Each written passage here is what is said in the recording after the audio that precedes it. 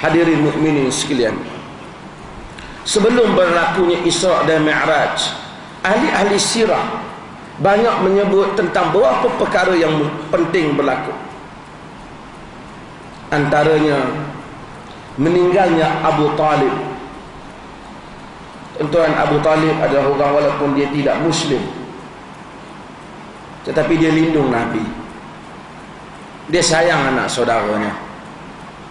Nabi berlindung di atas kuasa dan jawatan Abu Talib, kedudukan Abu Talib. Juga Nabi bergantung kepada seorang perempuan yang sangat besar, mujahidah di dalam dakwah ini, yaitu Khadijah. Kedua-dua ini meninggal. Nabi tengok orang Mekah, tuan-tuan, tak mau terima dakwah ni. Mereka tekan Nabi habis-habisan. Nabi bagikan manusia terbuang. Tuan-tuan, kita bila sembang tentang Isra Mi'raj ni, ramailah kan cerita Isra Mi'raj ni, seakan-akan kalau kita ada pada zaman Nabi tu, ingat, kita rasa mungkin antara sepah Abu Bakar aku. Tuan-tuan percaya tak? Kemungkinan kalau kita ada zaman tu, kita tidak di pihak Nabi. Nanti saya akan gambarkan bagaimana susahnya orang nak berpihak pada Nabi.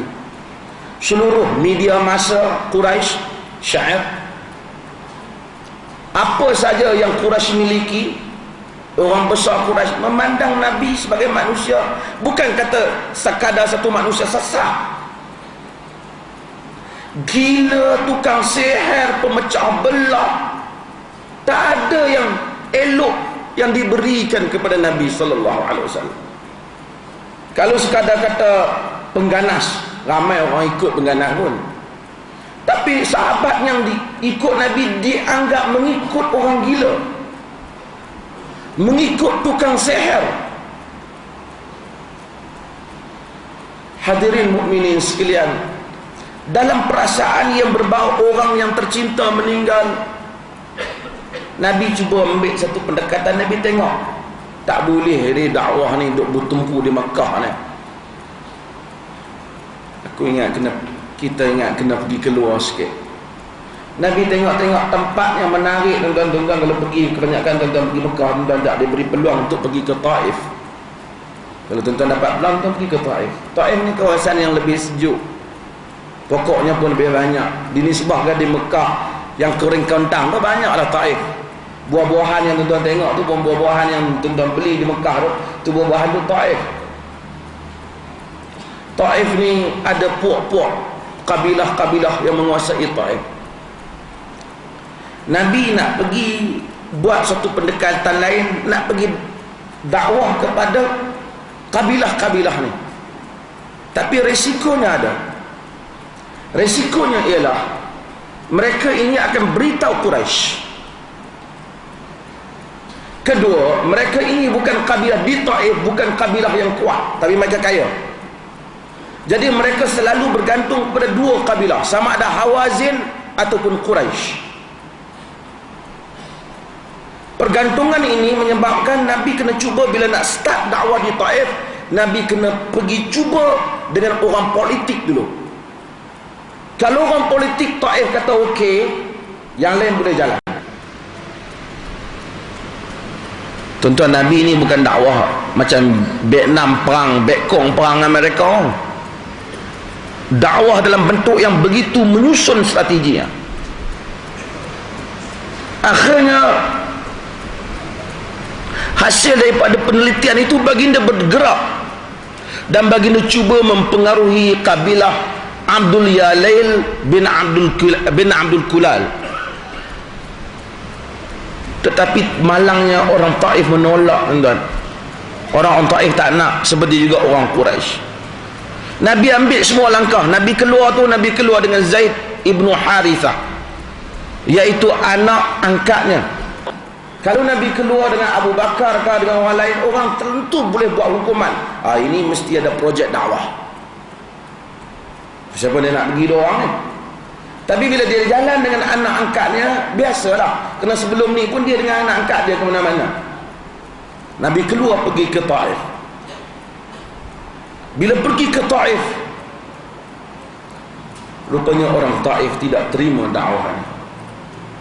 Mereka bukan saja tak terima, mereka lontar baginda sallallahu alaihi wasallam. Mereka buat macam-macam, sehingga Nabi meriwayatkan pada Aisyah dalam riwayat Bukhari, inilah tempat yang paling dahsyat beliau kena. Yang lain tu beliau kena dahsyat, tapi ini paling dahsyat. Semua penduduk negeri itu pukul dia. Dan disitulah doa yang masyhur yang selalu tuan-tuan dengar. Baginda bawa heret diri baginda, dan baginda pergi duduk dalam keadaan yang luka. Baginda menyebut, Allahumma inni ashku ilaika dha'fa quwwati wa qillata hilati wa hawani 'ala an-nas ya arhamar rahimin anta rabbul mustad'afin wa anta rabbi ila man takiluni ila ba'idin yatajahhamuni am ila aduwwin mallaktahu amri illam yakun bika alayya ghadab fala ubali lakinna afiyataka hiya awsa'u a'udzu binuri wajhika alladhi ashraqat bihi adh-dhulumat wa salaha bihi amru ad-dunya wal akhirah min an tanzila alayya ghadabak aw tahilla alayya sakhatak laka utba hatta tarda wala hawla wala quwwata illa bik. Doa yang masyhur yang kebanyakan kita barangkali menghafalnya.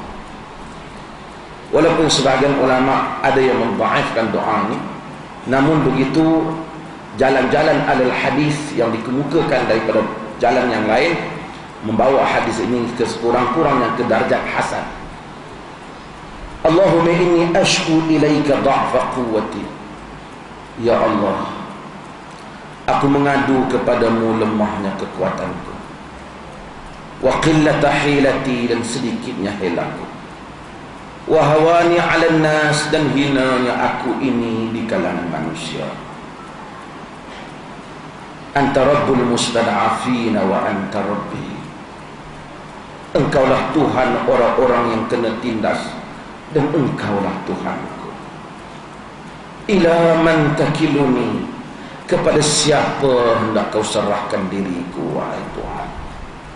Ila ba'idin yatajahhamuni, adakah kepada orang jauh yang bermasam muka denganku. Au ila aduwin mallaktahu amri, ataupun kepada musuh yang engkau jadikan mereka itu menguasai urusanku. Nabi merintih. Nabi tanya, ya Allah, siapa yang kau nak serahkan aku ni? Seakan-akan tak nampak jalan dah ni. Orang tempat sendiri tak nak, pergi cuba kat luar tak nak. Ila man takiluni, kepada siapa kau nak serahkan aku wahai Tuhan? Kepada orang jauh yang bermasam muka denganku, ataupun kepada musuh yang menguasai urusanku. Tuan-tuan tengok semangat orang dakwah. Apa Nabi jawab? Baginda sendiri jawab dalam doa beliau, illam yakun bika alayya khatab fala ubali. Wahai Tuhan, jika engkau tidak murka kepadaku, aku tidak peduli. Biarlah nak jadi apa pun. Lakinna afiyataka hiya awsa'u, tetapi afiat engkaulah yang lebih luas untukku. A'udzu binuri wajhika alladhi ashraqat bihi adh-dhulumat. Aku berlindung dengan cahaya wajahmu wahai Tuhan, yang dengannya diterangi kegelapan. Wa salaha bihi amrud dunya wal akhirah, yang dengannya dibaiki urusan dunia dan akhirat. Aku berlindung dengan semua itu ya Allah. Min an tanzila alayya ghadabak, janganlah kau turunkan kepadaku marahmu. Au tahillu alayya sakhatak, atau kau halalkan kepadaku murkamu. Laka utba hatta tarda, kepadamu lah penghujung pengharapan sehingga engkau redha. Wala hawla wala quwwata illa bika ya Rabb. Tak ada daya dan tidak ada upaya lagi wahai Tuhan, Demikian perasaan seorang dakwah, seorang da'i, seorang pendakwah yang keseorangan. Dia rasa dia diburu oleh kaumnya, dibuang oleh mereka.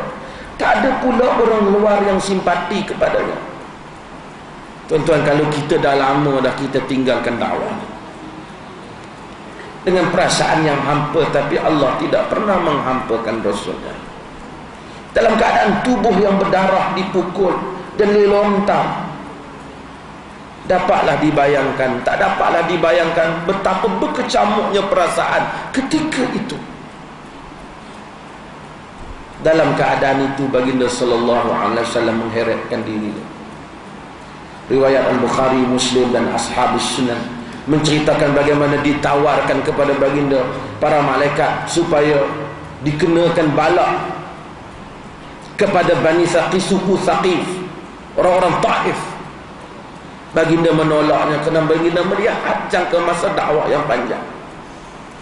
Ketika dalam keadaan duka itu, baginda baginda lari dan baginda sampai ke satu kubun yang dimiliki oleh musuh baginda.